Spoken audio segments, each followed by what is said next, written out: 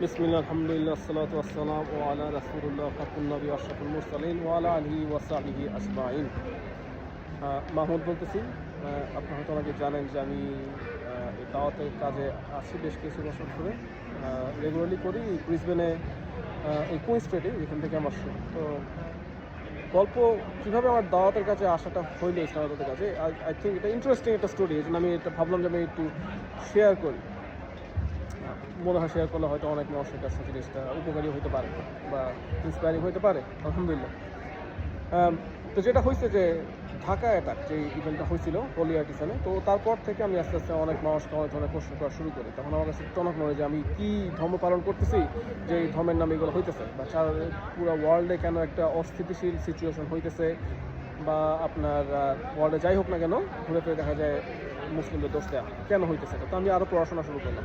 তো পড়াশোনা করতে করতে তখন কোরআন হাদিস আগে তো এত পড়তাম না, আলহামদুলিল্লাহ নামাজ যাই করতাম, বাট তারপর এত প্র্যাকটিস ছিলাম না। এখনও যে আসি খুব তেমন আমি বলবো না, বাট আলহামদুলিল্লাহ পড়াশোনা করছি আগের চেয়ে বেশি।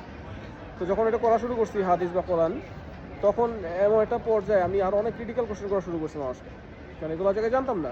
আমাদের যে আপনি বাংলাদেশের প্রেক্ষাপটে এই ধরনের এই যে ভার্সগুলো বা এই ধরনের হাদিসগুলো, এগুলো সহজ, এগুলো বলা হয় না, বা জানলেও এই কোশ্চেনটা করলে হয়তো আপনার যে উত্তরটা তো সহজে পাওয়া যায় না।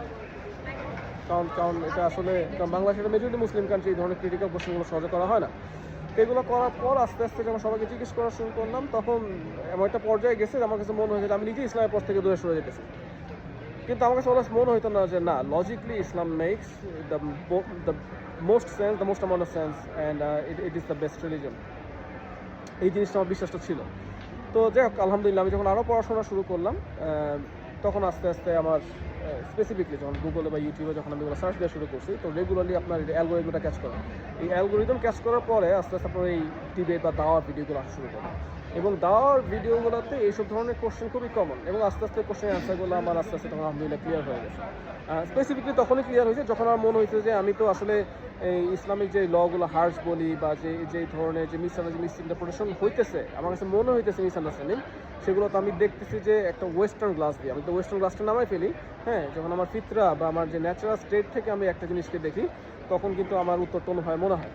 কারণ আপনি একটা খারাপ আপেল বা একটা ভালো আপেল কখন জানবেন? যখন আপনি বুঝবেন যে ভালো আপেল কোনটা, ওটা টেস্ট কীরকম, তখন বুঝলেই না বলতে পারবেন যে না, অন্য আপেলটা অতটা ভালো না, কারণ কম্পারিজনটা আসে। At the moment, supposedly Western civilization is the best civilization, এটা স্ট্যান্ডার্ড ধরা হয়, এবং এই জন্য স্ট্যান্ডার্ডটাকে তুলনা করে সব ধরনের ধর্মকে আমরা কম্পেয়ার করি, যে জিনিসটাই ঝামেলাটা হয় আর কি। তো যাই হোক, আলহামদুলিল্লাহ তারপর আস্তে আস্তে আমি আমার কোশ্চেনের উত্তরগুলো আমি পাইলাম। কোশ্চেনের উত্তরগুলো যখন পাইছি, তখন আরও একটু ঘাটাঘাটি করছি। তখন আমার মনে হচ্ছে যে না, আলহামদুলিল্লাহ আমি তো আসলে এগুলো জানছি। ওরা যেহেতু দাওয়ার কাজ করে, তো আমিও কেন করি না? আমি দাওয়ার কাজ নাই করি, হ্যাঁ, তাহলে আমি এখানে অস্ট্রেলিয়াতে সাপোজ এটা কাফির কান্ট্রি, আমি এখানে বসে আছি, কারণ আমি তো আসছি না টাকা কামানোর জন্য। এখানে তো আমি এটা মিথ্যা কিছু না, আর আমাকে এটা জায়েজ হইতেছে। তো এই ধরনের অনেক ধরনের কোশ্চেন আমাকে বদার করা শুরু করছে। তখন আমার মনে হচ্ছে যে না, আমি যাই যতটুকু নলেজ আছে আলহামদুলিল্লাহ আমি সেটা নিয়ে আমি না যাবো। তখন 2021 আমি কেয়ার্নসে, এটা আরও ব্রিসবেন থেকে প্রায় 2,500 কিলোমিটার দূরে, না 2,500 হবে না, একটু কম হবে। তো ওইখানে গিয়ে আমি কিছু প্যাম্পলেট আছে এই ধরনের, যেরকম ধরনের প্যাম্পলেট, এই প্যাম্পলেটগুলো আমি প্রিন্ট করে এই মানুষকে দেওয়া শুরু করবো। তো আমি আমার এক ভাইকে বললাম যে ভাই চলেন এগুলো আমি দেওয়া শুরু করে দেখি না কী হয়, যতটুকু জান। তো এটা সাগরের পাশে সুন্দর জায়গা, তো গেলাম। তো প্রথম মানুষটা গেল, আমার কাছে মনে হলো না ডাকবো না, বা সেকেন্ড মানুষটা আমার ওই ভাই আমাকে বললো যে ভাই ওকে ডাকে দেয় কী হয়।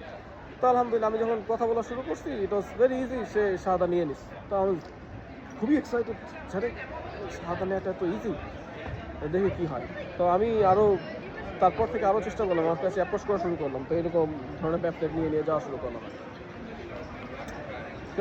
তো কেউ নেয় না। তো আমি আস্তে আস্তে ডিমোটিভেটেড হয়ে গেছি। তখন একটা বছর পর আমি ক্যাশ থেকে চলে আসছি, আমি ব্রিসবেনে চলে আসছি তখন। তো ব্রিসবেনে গিয়েও একদিন মনে হলো যে না, আমার কাছে প্যাম্পলেটগুলো এখনও গাড়িতে আছে, আমি এগুলো চারপাশে নিয়ে যাই। তো অনেক পার্কে যাই, অনেক জায়গায় যাই, গিয়ে দেখি কী হয়।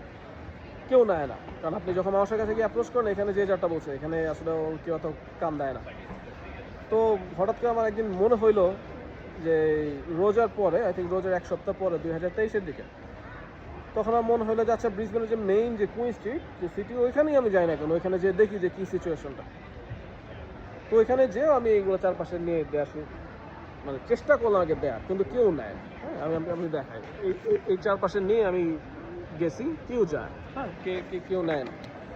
তো আমি তখন আমার মনে হচ্ছে আমি আরও ডিমোটিভেটেড হয়ে গেছি, তো এত বিজি জায়গা তারপরে কেউ নেয় না, তো এক কাজ করি আমি এখানে এসে বসি। আমি এই জায়গাটা আমি এসে বসে আমি এইভাবে রাখছি জিনিসগুলো আমি এভাবে রাখছি। আমার মনে হয়েছে দূর মানুষ যাবো না, আমি এভাবে রেখে দিই, যদি কেউ আসে নেয় তো নেবে।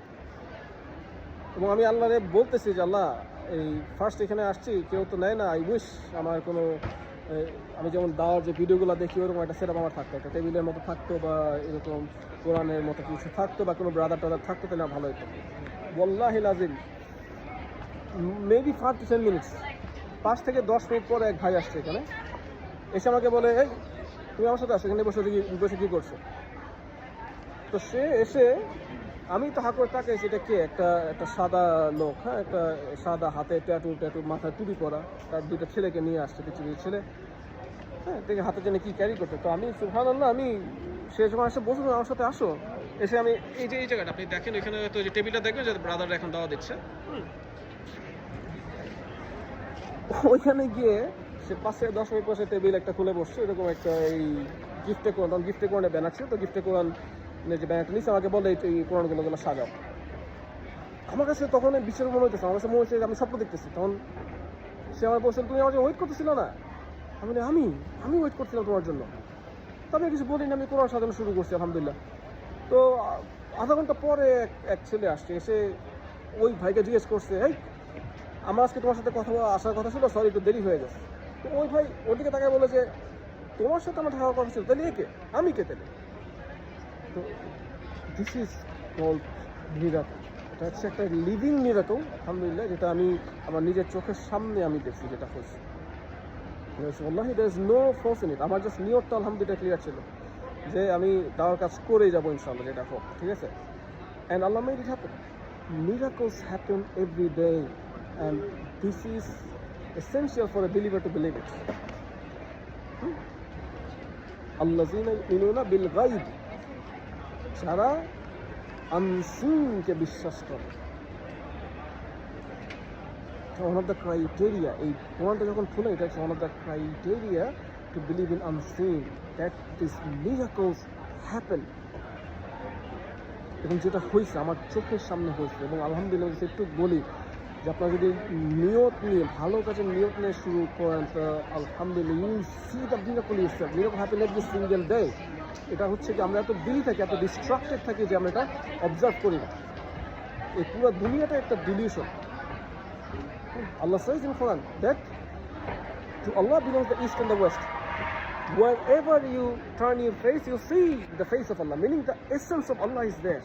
তো এই এসেন্সের মধ্যে আমাদের যে রিয়েলিটি আমরা যেটা বলি, আসলে এটাই ডিলিউশন, যে ওয়ার্ল্ডলি লাইফটা, সেটা এর মাঝখানে ফেলে দেওয়া হয়েছে, এটাই হচ্ছে আমাদের ডিলিউশন। কিন্তু আল্লাহ ইজ এভরিওয়্যার, ইউ সি আল্লাহ। তো আলহামদুলিল্লাহ তখন থেকে আমাদের জার্নি শুরু হয়। তখন আমরা দুইজন শুরু করি। এখন একটা টেবিল, এই টেবিলটা এখানে যেটা আছে, এই টেবিলটা থেকে আমরা শুরু করি। অনেক ব্রাদার আপনি দেখছেন, কথা বলছেন অনেকের সাথে। আমি আলহামদুলিল্লাহ আমার নিজের চোখে আমি 100টার উপর শাহাদা দেখছি আলহামদুলিল্লাহ। আমি নিজে কষি তা না, আমি দেখছি আর কি টেবিলে। ওভারঅল আমাদের এখন টেবিল প্রায় মনে হয় 6 থেকে 7টার মতো হয়। ভলান্টিয়ারও মনে হয় প্রায় 15-20 জনের মতো আছে আলহামদুলিল্লাহ। এখন পুরো অস্ট্রেলিয়ার আরও কিছু ব্রাদার নিয়ে নিচ্ছে, এটা প্রায় আলহামদুলিল্লাহ পুরো অস্ট্রেলিয়াতে এটা আছে। আমাদের অর্গানাইজেশন থেকে প্রায় 6 থেকে 700 কোন শুধু অস্ট্রেলিয়াতে, এটা ইন্টারন্যাশনাল অর্গানাইজেশন আন্ডারে এখন আমরা কাজ করতেছি, বাট 6 থেকে 700 কোন দেওয়া হয়। শুধু এই টেবিলে আমি বললাম তো আলহামদুলিল্লাহ প্রায় 100টার মতো শাহাদা দেখছি। নট নেসে সব শাহাদা যারা নেই তারা সবাই প্র্যাকটিস করে, বাট কিছু আলহামদুলিল্লাহ প্র্যাকটিস করে না শুধু, তারা আবার শুধু আমাদেরকে মাঝে মাঝে নামাজেও লিড করে। তাই এটাই আমাদের সাকসেস আলহামদুলিল্লাহ। তো যাই হোক, ভাবলাম যে কথাটা বলি। আমার মনে হয় যে অনেক আমরা এত ব্যস্ত থাকি বা এত ডিস্ট্রাক্টেড থাকি দুনিয়া, আমিও দুনিয়ায় আসক্তি হয়ে গেছি। এই দুনিয়া আসক্তি নিয়ে এত ব্যস্ত থাকি যে আসলে রিয়ালিটিটা ভুলে যাই। যে রিয়ালিটিটা হচ্ছে যে আমাদের একটা টাইমে না একটা মুহূর্তে হবে, এবং আল্লাহ আমাদের এখানে পাঠাইছেন একটা টেস্ট হিসেবে। আর নাইলে এত মানুষের মধ্যে আপনি আর আমি কেন মুসলিম হয়ে জন্মাইছি, দেয়ার আর সাম রিজনস বিহাইন্ড ইট, হ্যাঁ। আর যদি সেই নলেজটা নিয়ে যদি আমি মেসেজটা ডেলিভার না করতে পারি, হ্যাঁ, যারা আপনার ইসলাম সম্পর্কে জানে না বা ইভেন যারা ইসলাম সম্পর্কে জানে বা তার থেকে দূরে থাকে, যদি মেসেজটা ডেলিভার না করতে পারি, তাহলে কোশ্চেনটা আমাদের উপর ফিরে আসে। আপনি যেখানেই থাকেন না কেন, কোশ্চেনটা আপনার উপর ব্যাক করে যে then what is the purpose of life, where am I going. আলহামদুলিল্লাহ, ভালো থাকবেন সবাই। ডোন্ট গিভ আপ, ইনশাআল্লাহ আল্লাহ উইল মেক ইট ইজি। দোয়া করবেন আমার জন্য ইনশাআল্লাহ। আসসালামু আলাইকুম ওয়া রাহমাতুল্লাহি ওয়া বারাকাতুহু।